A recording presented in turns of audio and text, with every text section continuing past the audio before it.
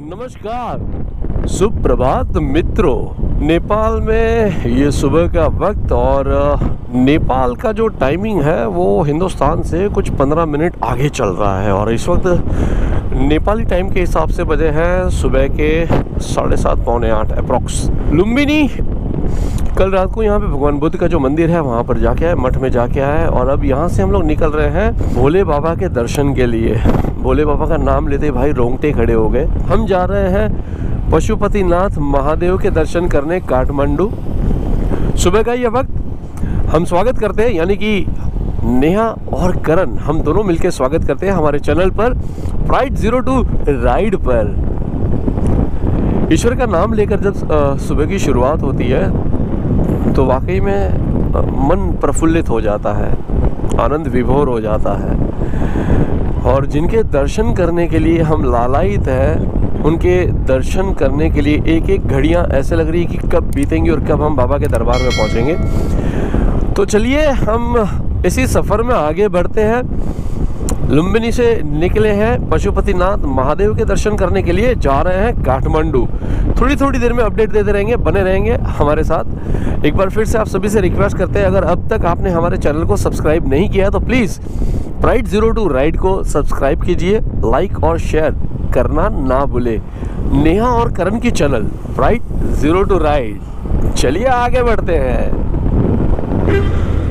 ये हम पहुंचे लुम्बिनी गेट 2011, मतलब 2011 में ये बनाया गया नेपाल।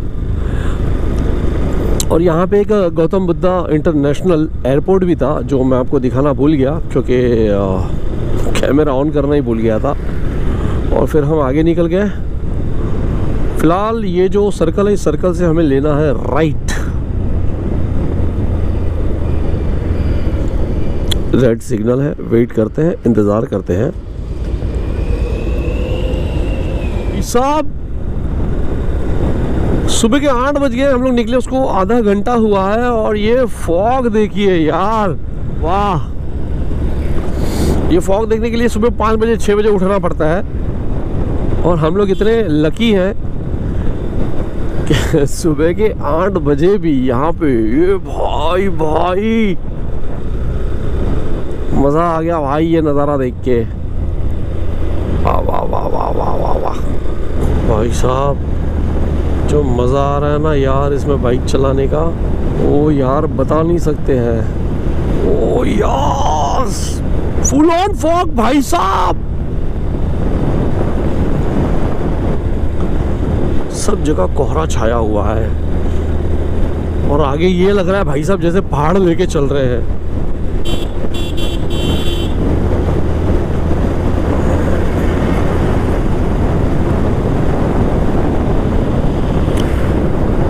लुम्बिनी में हम जहाँ पर ठहरे थे वहाँ पर ऐसे लग रहा था कि बहुत तेज़ धूप होगी, बहुत गर्मी होगी, क्योंकि वहाँ पे ऐसा कुछ भी नहीं था, कोई ऐसा नज़ारा नहीं था। अंदेशा ही नहीं था कि 20, 25, 30 किलोमीटर आगे बढ़ने के बाद ऐसा कुछ नज़ारा देखने मिलेगा। वाह, हाँ तो दिन बन गया भाई।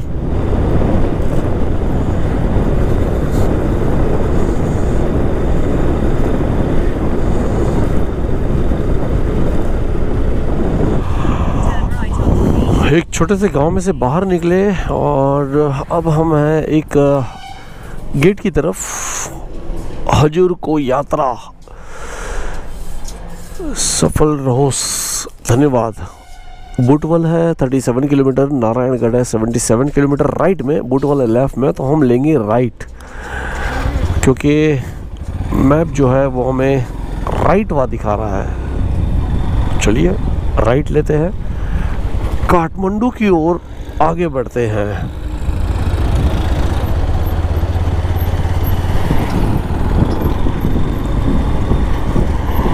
तो भाई साहब यहाँ पे पेट्रोल जो है वो है 182 रुपये 1 लीटर, 182 रुपये नेपाली करेंसी।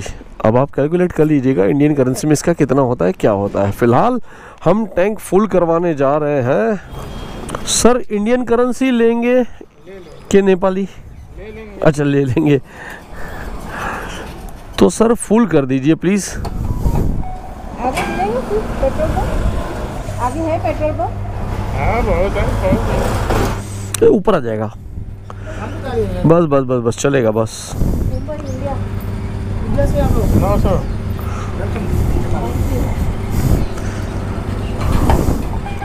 900 नेपाली मतलब 560, 562। गौरी शंकर महादेव की जय। वाह 500 और ये 50 भाई 10 की नोट मिल जा। 50 नहीं है 70। त्रिवेणी 25 किलोमीटर, इटहरी 455 किलोमीटर और धरान है 476 किलोमीटर। और तीनों के रास्तों में से 2 रास्ते जो है वो है स्ट्रेट और एक रास्ता है त्रिवेणी के लिए राइट। फिलहाल तो मुझे लग रहा है हमें स्ट्रेट ही जाना होगा, जिगजैग जिगजैग। सुबह की ये धूप, ठंडी हवाएं, पथरीले रास्ते, ये ऊंचे ऊंचे पहाड़, इन सब पर आगे बढ़ रहे थे। गूगल मैप में हमने जब सफर स्टार्ट किया तब देखा था लुम्बिनी से काठमांडू पशुपतिनाथ महादेव जी का जो मंदिर है वो हमें बता रहा था 291 किलोमीटर। और टाइम हमें बता रहा था करीब करीब 9.5 घंटे। 291 किलोमीटर अगर काटना है और 9.5 घंटे लगेंगे तो आप समझ सकते हो कि रास्ता कैसा होगा और वो रास्ते भी कैसे होंगे जिन रास्तों पर हम चल रहे हैं। फिलहाल तो ये ऑफ रोडिंग आप देख सकते हो भाई, इस पे मतलब ऐसे लग रहा है कि कब ये खत्म होगा। शुरू हो गया और बीच में बहुत सारे ऐसे पैच आए जो मैं आपको नहीं दिखा पाया, लेकिन ऑफ रोडिंग इतनी ज्यादा मिली है कि भाई मेरे बम का दम निकल गया। तो आप सोच सकते हो कि भाई एक 150 सीसी की बाइक है जो फुल लोडेड है विद पिलियन। मैं और नेहा दोनों जन थे और नेहा का तो पता नहीं है, लेकिन मेरे तो भाई बम जो है ना बहुत दुख रहे थे बाद में, क्योंकि बहुत ज्यादा ऑफ रोडिंग और रिटर्न भी वापस इसी रास्ते से आना था। तो मन में एक टेंशन भी था कि अरे यार कैसे होगा, बट गॉड ग्रेस शुरुआत तो अच्छी हो गई।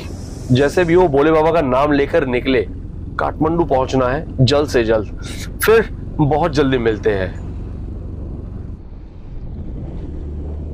ऑफ रोडिंग के पैच पर से निकलते यार इतने थक गए थे, लेकिन जब ऐसे मस्त स्मूथ रोड दिखे, ये बहुत कम ऐसे पैच थे, लेकिन जब कभी भी ऐसे रोड आते थे तो जान में जान आ जाती थी। हाँ कुछ अब सुकून मिलेगा, हमें मिले ना मिले लेकिन बम को तो जरूर मिलना चाहिए।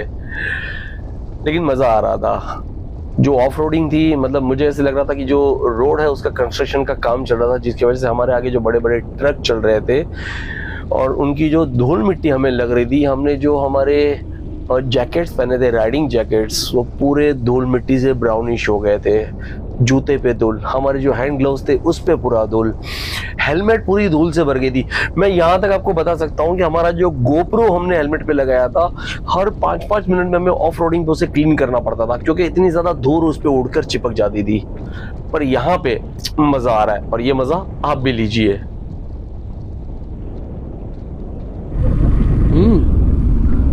बिनई ब्रिज, लुम्बिनी से काठमांडू जाते वक्त रास्ते में इस ब्रिज से होकर जाना पड़ता है और दोनों तरफ ये जो नदी के दृश्य है, मैं आपको बता नहीं सकता हूँ कि लाइवली वहां पर देखने का क्या मजा है यार। हकीकत में कई बार तो ऐसा लगता है कि बहुत कुछ दुनिया अभी और देखनी बाकी है। अगर आपको भी कभी मौका मिलता है तो आप जितना भी घूम सकते हो भाई घूमिएगा, क्योंकि काम धंधा और ये सब जिंदगी भर चलता रहेगा, आखिरी सांस तक चलता रहेगा। लेकिन लाइफ में अगर एक बार मौका मिलता है, इंडिया के बाहर अगर नहीं जा सकते तो कोई बात नहीं, एटलीस्ट अपने गांव एक बार उस गांव में जरूर जाइएगा। फिलहाल हम जा रहे हैं काठमांडू की ओर भोले बाबा के दर्शन करने, पशुपति नाथ महादेव के दर्शन करने। हर हर महादेव, जय जय शिव शंभो, ओम नमः शिवाय।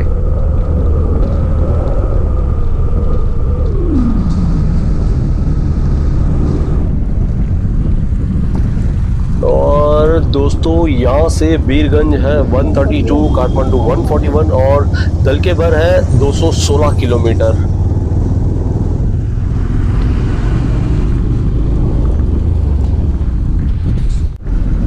होटल। तो यहाँ से जो लेफ्ट है, आगे एक सर्कल है, यहाँ से लेफ्ट लेना है, लेफ्ट लेकर सीधा जाना है हमें काठमांडू के लिए। लेकिन फिलहाल बहुत जोर से सुसु लगी है यार उसके बगैर कैसे चलेगा। तो पेट्रोल पंप पे हम पहुंच रहे हैं, नेपाल ऑयल। इस पेट्रोल पंप पे जाते हैं वॉशरूम के लिए। वॉशरूम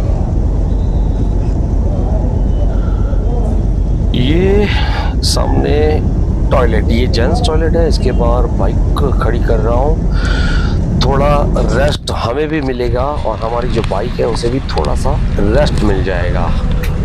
तो चलिए हैंड ग्लोव्स वगैरह निकालते हैं, फटाफट जाते हैं, फटाफट लौट कर आते हैं, फिर बढ़ते हैं आगे के सफर के लिए। भाई साहब, वॉशरूम का तो यार एक ट्रेजेडी हो गई मेरे साथ। मैंने जिंदगी में पहली बार देखा है कि किसी वॉशरूम में अगर आप सुसु करने के लिए जाते हो तो सुसु करने के आपको 10 रुपए भुगतान करने हैं, नेपाली करेंसी में 10 रुपए बकायदा। भाई साहब जो बाहर एक बैठे थे उन्होंने चिल्ला करके गुस्से से हमसे लिए कि पैसे तो आपको देने ही पड़ेंगे। मैंने बोला यार वॉशरूम में तो कोई भी फ्री में यूज कर सकता है। बोला फ्री में आप तब यूज कर सकते हो जब आप हमारे पेट्रोल पंप से पेट्रोल भरवाते हो। अगर आप बाहर से आते हो, वॉशरूम जाते हो, यूज करते हो तो आपको 10 रुपए देने हैं। अब कौन मगजमारी पालेगा यार। लेकिन चलो एक एक्सपीरियंस मिला, पता चला। एक बात मन में गांठ बांध ली कि अब अगर आइंदा से कहीं पे भी वॉशरूम यूज करना है, स्पेशली पेट्रोल पंप पे, तो पहले पूछूंगा कि भाई टॉयलेट जाना है, पैसे लोगे या फ्री में जाने दोगे। जस्ट किडिंग यार, मस्ती करते, एंजॉय करते हैं सफर को। यहाँ से पोखरा है 126 किलोमीटर, गोरखा है 66 किलोमीटर, बेसी शहर है 102 और काठमांडू है 136 किलोमीटर। रास्ते की दोनों ओर बहुत ही खूबसूरत हरियाली है, ऊंचे ऊंचे पेड़ है, मस्त ठंडी ठंडी हवा है रे बाबा।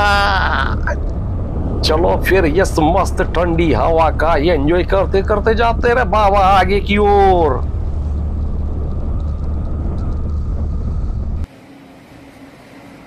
इन खूबसूरत नज़ारों को देखते हुए एक जगह पर हम ठहरे, रुके चाय पीने के लिए। और जहाँ पर चाय पीने के लिए रुके थे उसके पीछे से ये खल खल करती नदी बह रही है और नदी के अंदर हमने देखा तो ये कुछ यात्री थे जो रिवर राफ्टिंग का लुत्फ उठा रहे थे। बस भैया हम तो देख देख के दंग ही रह गए, क्योंकि हमारे पास वक्त नहीं था, सिर्फ देख सकते थे, एंजॉय कर सकते थे। बट चाय पिया और इन खूबसूरत नज़ारों को देखते हुए फिर आगे की ओर निकल पड़े। व्हाट अ सीन यार, क्या मजा आ रहा है। ऊंचे ऊंचे पहाड़ों पर इन्होंने खेती बनाई है और खेती के साथ साथ छोटे छोटे मकान है, कलरफुल मकान। बस ये नज़ारा तो देखते ही बनता है। और साथ में इन्हीं के साथ बहती हुई ये नदी। जस्ट थिंक, ये सारे नज़ारे, ये सारी चीज़ें हमने ज़्यादातर तो स्कूल में किताबों में ही देखी थी या पढ़ी थी, लेकिन जब लाइवली इन सब चीज़ों को देखते हैं तो यार मन जो है वो प्रफुल्लित हो जाता है। OMG, जरा देखिए तो सही ये बर्फीले पहाड़। काठमांडू हम जहाँ पर रुके वहां से करीब करीब 2 से ढाई घंटे की दूरी पर है और जिस जगह पर हम रुके थे वहां से ये बर्फीले पहाड़ों को देखकर और भी ज्यादा एक्साइटमेंट बढ़ जाती थी। काश हम वहां पर पहुंच पाते। किसी ने कहा था कि ये जो भी पहाड़ आपको दिखाई दे रहे हैं ये सारी की सारी हिमालय की श्रृंखला है। हिमालय की श्रृंखला का आनंद लेते हैं। सो फाइनली पशुपतिनाथ महादेव का जो मंदिर है उसके प्रांगण तक तो हम पहुंच गए हैं। ओके, लेट्स सी अब क्या होगा, कैसे होगा। अब सबसे पहले हमको तलाश करनी है एक होटल में रुकना है, गाड़ी को अनलोड करना है और उसके बाद कल की तैयारी करनी है। तो फिलहाल हम जा रहे हैं होटल ढूंढने के लिए। जय भोलेनाथ। यहाँ से शायद बाइक अलाउड नहीं है, फिर भी देखते हैं। ओम नमः शिवाय। प्रभु जी के दरबार में जाना है, यानी कि पशुपतिनाथ महादेव के दर्शन करने। और ये हम पीछे की ओर जो प्रवेश द्वार है वहां से प्रवेश कर चुके हैं इस प्रांगण में। वैसे तो इस मंदिर के बारे में बहुत सारी मान्यता है, बहुत सारी बातें हैं। कहते हैं कि नेपाल में पशुपतिनाथ का मंदिर काठमांडू के पास देवपाटन गांव में बागमती नदी के किनारे स्थित है। मंदिर में भगवान पशुपतिनाथ के कहते हैं कि 5 मुख वाली दिव्य प्रतिमा है, एक लिंग है। पशुपतिनाथ विग्रह में चारों दिशाओं में एक मुख और एक मुख ऊपर की ओर है। प्रत्येक मुख के दाएं हाथ में रुद्राक्ष की माला और बाएं हाथ में कमंडल मौजूद है। मान्यता अनुसार पशुपतिनाथ मंदिर का ज्योतिर्लिंग पारस पत्थर के समान है। कहते हैं कि ये पांचों मुंह अलग अलग दिशा और गुणों का परिचय देते हैं। पूर्व दिशा की ओर वाले मुख को तत्पुरुष कहते हैं और पश्चिम की ओर वाले मुख को सतज्योत कहते हैं। उत्तर दिशा की ओर वाले मुख को वामेद या अर्धनारीश्वर कहते हैं और दक्षिण दिशा के मुख को अघोरा कहते हैं। जो मुख ऊपर की ओर है उसे ईशान मुख कहा जाता है। और इस वक्त मैं आपको बता रहा हूं, ये राइट साइड मुख्य प्रवेश द्वार है जहां से आपको प्रवेश करना है। वहां पे बहुत ज्यादा भीड़ थी, इसके लिए हम पीछे के जो प्रवेश द्वार है वहां से प्रवेश कर चुके हैं। सामने की ओर प्रभु जी का मंदिर है जिसकी ओर धीरे धीरे हम आगे बढ़ रहे हैं। कहते हैं कि इस मंदिर में भगवान शिव की मूर्ति तक पहुंचने के 4 दरवाजे बने हुए हैं। वे चारों दरवाजे चांदी के हैं। पश्चिमी द्वार के ठीक सामने शिव जी के बैल यानी कि नंदी जी की विशाल प्रतिमा है जिसका निर्माण पित्तल से किया गया है। पशुपतिनाथ मंदिर को शिव के 12 ज्योतिर्लिंगों में से एक यानी कि 12 ज्योतिर्लिंगों में से एक केदारनाथ मंदिर का आधा भाग भी माना जाता है। माना जाता है कि ये लिंग वेद लिखे जाने से पहले ही स्थापित हो गया था। पशुपति काठमांडू घाटी के प्राचीन शासकों के अधिष्ठाता देवता रहे हैं। माना जाता है कि मंदिर का निर्माण सोमदेव राजवंश के पशुप्रेक्ष ने 3री सदी ईसा पूर्व में कराया था। पशुपतिनाथ महादेव के मंदिर का खुलने का जो समय है वो समय है सुबह 4 से लेके दोपहर को 12 बजे तक और उसके बाद शाम को 5 से लेके रात को 9 बजे तक। ये मंदिर का अद्भुत दृश्य, एक चोटी पर चढ़कर हमने ये शूटिंग निकाली और ये है वो नदी जिसके तट पर बाबा विराजमान है। मंदिर में दर्शन करने के बाद हम बाहर की ओर निकले और बाहर की ओर ये एक छोटी सी मार्केट है जहाँ पे फूलों के हार, खुले फूल, नारियल, कलावा और भी पूजा की बहुत सारी सामग्रियां मिल रही थी। बहुत सारे फोटोग्राफ्स, तस्वीरें, बहुत कुछ। ये देखिए प्रसाद, ये बाबा की फोटो, 12 ज्योतिर्लिंग और खास करके ये पशुपतिनाथ बाबा, उनकी तस्वीर। बहुत सारे भक्त यहाँ पर आते हैं। बहुत सारे भक्तों को हमने देखा कि अपने घर के लिए बहुत सारे फोटोज, कोई फोटो ले रहा है, कोई कुछ ले रहा है, कोई कुछ ले रहा है, कोई गले में पहनने के लिए रुद्राक्ष की मालाएं तक ले रहे थे। श्रद्धा का विषय है, जिनको जो पसंद आता है वो उस हिसाब से अपने तरीके से प्रभु की भक्ति करता है। ऐसे ही घूमते घूमते मंदिर के पीछे पवित्र नदी के इन पावन तट पर हम पहुंचे और यहाँ पर हमने देखा कि कुछ चिताओं को जलाने की तैयारी की जा रही है। कोई परिवार के सदस्य शायद नदी में उतरे हुए हैं और हमारे लेफ़्ट साइड पर मैं भी आपको बताता हूँ, ये है लेफ़्ट साइड पर एक जैसे कि खुला जो शमशान होता है, खुली शमशान भूमि, वैसा दृश्य लग रहा था। एक चिता को जलाने की तैयारी हो रही है, लकड़े लगाए जा रहे हैं।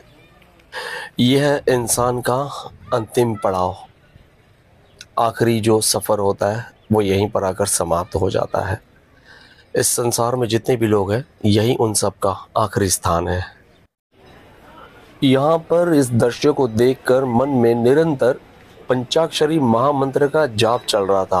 ओम नमः शिवाय, ओम नमः शिवाय, ओम नमः शिवाय। और यही जाप करते करते हम आगे की ओर बढ़े।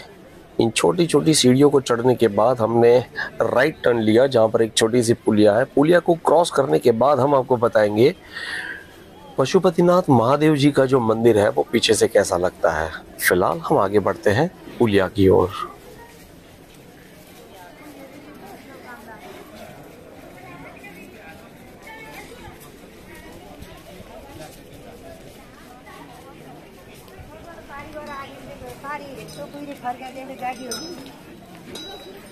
चलिए, इस ब्रिज पर तो हम आ गए, छोटी सी पुलिया जिसे कहते हैं, और ये है वो बागमती नदी जिसके तट पर भोले बाबा विराजमान है, पशुपतिनाथ विराजमान है। यहाँ पर हमने देखा कि कुछ लोग अस्थियों को भी यहीं पर विसर्जित करते हैं। जैसे हम गंगा जी में बहाते हैं, वो लोग यहीं पर बहा रहे थे। और इसके आगे ये मैं आपको अब दिखाता हूँ पशुपतिनाथ महादेव का ये मंदिर, जो पीछे की ओर से कुछ इस तरह से दिखता है।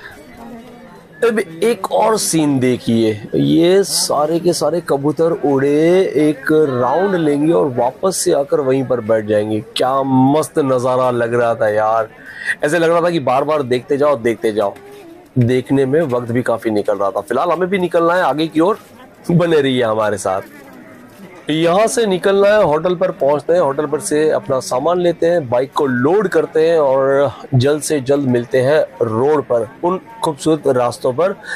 फिलहाल प्राइड 02 राइड के साथ बने रहिए, हम बहुत जल्द मिलते हैं ऑन रोड गोप्रो के साथ। हाँ नमस्कार, good morning, welcome to all of you Neha और करण की चैनल पे प्राइड 02 राइड पर।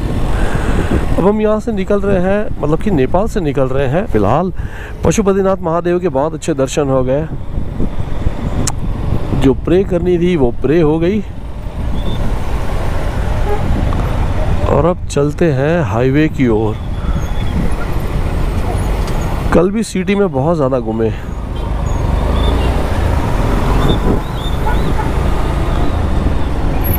हाँ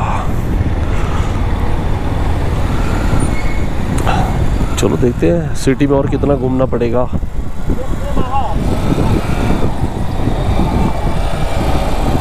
बोलो बोलो।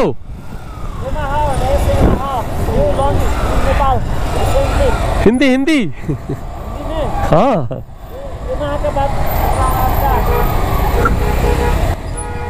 भाई साहब को कुछ बात करनी थी, लेकिन क्या बात करनी थी मैं भी नहीं समझ पाया, क्योंकि शुरुआत उन्होंने नेपाली लैंग्वेज में बोला और फिर मैंने जब बोला हिंदी हिंदी, और सडनली यार एक तो सिग्नल भी था, ट्रैफिक भी बहुत ज़्यादा थी, बेचारे भाई साहब कुछ बोल नहीं पाए। लेकिन इतना तो मैं समझ सकता हूँ, वो विश कर रहे थे, वेलकम टू नेपाल भी कहा, बस इतना सा समझ में आया, बाकी आगे देखते हैं। काठमांडू पहुंचे, बाबा के दर्शन किए और फिर प्लान बनाया था रिटर्न नेक्स्ट डे काठमांडू से निकलकर सीधा इंडिया पहुंचना है। लेकिन दिक्कत मेरी ये हो गई कि हम लोग जब काठमांडू पहुंचे तो मुझे हो गया था फीवर, और पूरी बॉडी जो है वो शिवरिंग हो रहा था, पेट भी बहुत ज़्यादा दुख रहा था बिकॉज ऑफ, शायद तक मुझे ऐसा लगता है कि बहुत ज़्यादा ऑफ रोडिंग के वजह से पेट में कुछ तकलीफ़ हो गई थी, या जो भी है बॉडी ने साथ छोड़ दिया था या वॉट एवर, बट बहुत ज़्यादा तकलीफ़ हो गई थी। बट जैसे तैसे हिम्मत करके निकले कि कुछ भी करके कोशिश करना है कि आज के दिन इंडिया में एंटर हो जाए। हमने प्लान बनाया है काठमांडू से लेकर तो सीधा सीधा पहुंचना है अयोध्या, जिसका डिस्टेंस हमें गूगल मैप पे दिखा रहा था 450 किलोमीटर और टाइम दिखा रहा था 12.5 घंटे। कोशिश ये थी कि मैक्स टू मैक्स कोशिश करके इंडिया में पहुंचा जाए। 12.5 घंटे की जगह अगर 10 घंटे भी बाइक चला पाते हैं तो वेल एंड गुड, 400 किलोमीटर भी कंप्लीट होता है तो भी बहुत अच्छा रहेगा, बट कुछ नहीं कर सकते। देखते जितना हो सकेगा उतना खींचेंगे और आगे बढ़ेंगे। सिटी से बाहर निकले और अब ये शुरू हो गया है घाट, तो घाट पे इन खूबसूरत नज़ारों को देखते हुए आगे बढ़ते हैं। HT इस वक्त मैं हूँ काठमांडू में, काठमांडू से रिटर्न जा रहा हूँ मुंबई के लिए, और रास्ते में भाई साहब ये हो गया कांड। ये पैसे पूरे ले लेते हैं लेकिन प्रोडक्ट के नाम पे सिर्फ थूक पट्टी करते हैं, हाईली नॉट रिकमेंडेड। ये HT वाले बोलते हैं हम लोग 1 पीस मेटल में से बनाते हैं, कोई 1 पीस नहीं है। एक यहाँ पे जॉइंट है जो खुल गया, क्रैक हो गया, और एक यहाँ पे जॉइंट है, आप देख सकते हो। दिस इज, ये जो है कभी भी रास्ते में धोखा दे सकता है। किस बात के ये पैसे लेते हैं तो भगवान जाने, लेकिन क्योंकि रास्ते में अगर कुछ हो जाता तो कौन जिम्मेदार होता। सच बताओ, सैडल स्टे का ये प्रॉब्लम हो गया, उसके बाद में तो एकदम मूड ही खराब हो गया। ऑलरेडी एक तो बुखार था, पेट दुख रहा था, बॉडी पेन था, बहुत कुछ था, और उसमें ये कांड हो गया। इसमें भी हुआ यूं कि नेहा को कुछ आवाज़ आई कि खटखट करके कुछ तो बज रहा है, तो मुझे लगा कि शायद चेन लूज होगी, तो मैंने ध्यान नहीं दिया। लेकिन जैसे हम लोग घाट उतर रहे थे फिर उसने बोला कि नहीं तू पहले रुक और चेक कर। उसके बाद जब चेक किया पूरी तरह से, तब पता चला कि भाई ये कांड हो गया है। सैडल स्टे जो है जहाँ पे हमने टॉप बॉक्स रखा था उसका वन साइड का एक क्रैक हो गया है, और अगर हम एट द मोमेंट वहाँ पर किसी वेल्डिंग वाले को ढूंढ कर ये नहीं करवाते तो रास्ते में टॉप बॉक्स कहीं भी गिर सकता था। नसीब इतना ज़्यादा अच्छा था, साईं बाबा की इतनी मेहरबानी, बड़े बुजुर्गों की आशीर्वाद से एक वेल्डिंग वाला मिल गया। उसने पहले ही बोल दिया कि भाई मेरे पास गैस कटर नहीं है ना, तो गैस वेल्डिंग है, तो जो भी वेल्डिंग है वो चलेगी। तो मैंने बोला भाई अभी तो तू कर, जैसे तैसे करके मुंबई पहुंचना है। बट एक बात मैं आपको बता दूं, ये प्रोडक्ट मैंने ऑनलाइन मंगवाया था, और ज़िंदगी में कभी भी आप ऐसा कोई भी प्रोडक्ट ऑनलाइन ना मंगाएं। फिलहाल दोस्तों शरीर ने जवाब दे दिया है, ताकत बिल्कुल भी नहीं है, और हमारे सबसे करीब एक गांव है मोगलिंग। हम सबसे पहले वहां पर पहुंचेंगे और होल्ड करेंगे, क्योंकि अब मुझ में बिल्कुल भी ताकत नहीं है। एक ग्लूकोज भी मुझे वहां पर नहीं मिला। ग्लूकोज मतलब कि ग्लूकोन डी के तो बहुत सारे पैकेट मिलते हैं, लेकिन जो इलेक्ट्रॉन हमारे पास होता है यहाँ मुंबई में या इंडिया में मिलता है, वो इलेक्ट्रॉन पाउडर को वहां पर जल जीवन कहते हैं। But that's a different. अच्छा है, पता चला कि जल जीवन अगर आप मांगोगे तो आपको वो चीज मिल जाएगी। फिलहाल इस वीडियो को यहीं पे मैं समाप्त कर रहा हूँ। फिलहाल जल्द से जल्द मुंगलिंग पहुंचने की कोशिश है। वहां पर पहुंचेंगे, कोई अच्छी सी होटल देखेंगे, एक कमरा बुक करेंगे, और फिर स्ट्रॉन्ग वाली एक गर्मा गर्म कॉफी पीनी है। कॉफी पीने के बाद फ्रेश होऊंगा, और फ्रेश होने के बाद मैं सीधा सो जाऊंगा। कोई काम नहीं करना है, कुछ नहीं करना है। डेटा भी जो है वो नेहा ट्रांसफर कर देगी।